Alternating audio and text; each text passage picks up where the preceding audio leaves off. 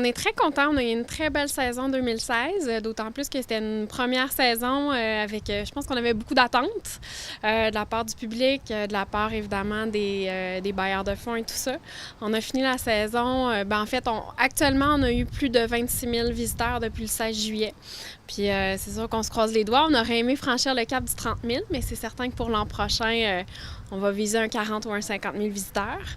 Mais ça a été vraiment une belle première saison. Les gens étaient contents. Les gens ici sont très heureux. Puis je pense que ça a été un beau projet pour Chandler.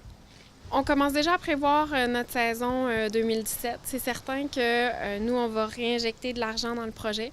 C'est un projet initialement qui, dans le fond, un investissement de 2 millions de dollars, ce qui est un investissement majeur pour la région, qui a créé, oui, plusieurs emplois. Au plus gros de la saison, on était 25 employés chez Nova Lumina, donc c'est vraiment excellent pour la région de Chandler.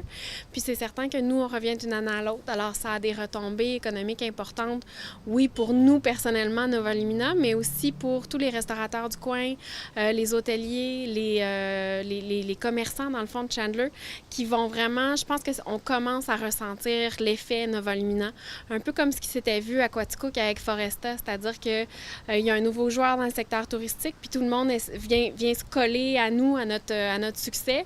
Puis je pense que justement, ça peut avoir quelque chose de très positif pour la région, là, d'avoir un moteur touristique comme Nova. L'an prochain, c'est certain qu'on veut faire des ajouts, des bonifications. On a déjà 6 stations sur le parcours. L'histoire va rester sensiblement la même. Les stations qui sont déjà là vont rester en place telles quelles, mais on est conscient qu'il y a certains secteurs qui pourraient être modifiés, bonifiés. Donc, il y a de l'argent qui va être réinvesti. Il y a toute une démarche créative avec Moment Factory qui va être entreprise pour l'an prochain. Puis c'est certain aussi que l'an prochain, on veut accueillir plus de visiteurs. Cette année, on avait des limitations à 100, 110, puis éventuellement 150 personnes par départ. Pour l'an prochain, on parle davantage de 200, 250 personnes par départ. Donc, on veut permettre à plus de gens de rentrer sur le parcours sans nécessairement, toutefois, se retrouver avec trop de gens qui rentrent en même temps. Là, on ne veut pas briser la magie et l'expérience. Puis c'est certain aussi que pour l'an prochain, on souhaite ouvrir plus tôt. Donc, nous, c'était une première saison. Il a fallu implanter. Il a fallu évidemment mettre à niveau le terrain. Alors, tout ça a fait qu'on n'a pas pu ouvrir avant le 16 juillet. L'an prochain, on regarde davantage pour la fin des classes, donc fin juin. Puis on se rendrait jusqu'à l'Action de grâce, en fait, en 2017. À la base, petite histoire de Nova Lumina. En 2014, à Quaticook, ils ont lancé Foresta Lumina, qui est un autre parcours nocturne qui a été créé par Moment Factory, le premier dans le fond de la famille des Lumina. Puis ici, il y a une réceptionniste, Pauline Boulay, de la SADC, qui a vu ce qui se passait à Quaticook, qui est allée voir, qui a tellement aimé son expérience, qui en a parlé à sa directrice générale, André Roy, qui, elle, est très bien connectée dans le milieu économique et touristique de la région et qui s'est dit, ça nous prend ça chez nous. On était vraiment, je pense en 2014, on était en train à Chandler de prendre le virage vers le récréotourisme, puis ça s'insérait bien justement dans ce virage-là avec le circuit des bâtisseurs, le circuit de la digue, la passerelle et tout ça.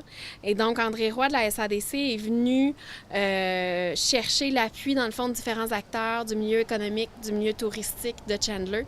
Et ils ont monté un projet, dans le fond, ils sont allés chercher des bailleurs de fonds, ils ont approché des ministères et ils ont approché Moment Factory en disant, nous aussi, on en veut un parcours. Alors, oui, c'est Moment Factory de Montréal qui a créé, conçu l'idée derrière Nova, mais ça reste que le projet de départ, l'embryon, la première étincelle est venue d'une initiative vraiment locale. Là. Donc, c'est vraiment des gens d'ici qui ont dit, nous aussi, on en veut un projet comme ça. Puis je pense que, puis je le répète, puis c'est un peu kitsch, mais j'y crois beaucoup. Je pense que oui, c'est un projet qui est porteur économiquement, mais je pense aussi que c'est un projet qui est porteur pour les gens d'ici parce que ça les rend fiers, ça leur permet de rêver. Puis en Gaspésie, comme vous le savez, je pense que on ne l'a pas toujours eu facile dans les dernières années. Puis on a vécu des fermetures d'usines, on a vécu, limite, même si on remonte à 10-15 ans, des fermetures de villages. Puis je pense que les gens ont de plus en plus besoin d'avoir des projets qui les allument, qui les branchent. Puis je pense que Nova Lumina, sans faire de jeu de mots facile, a rallumé des étoiles dans les gens d'ici. Puis nous, on est très fiers de ça, là.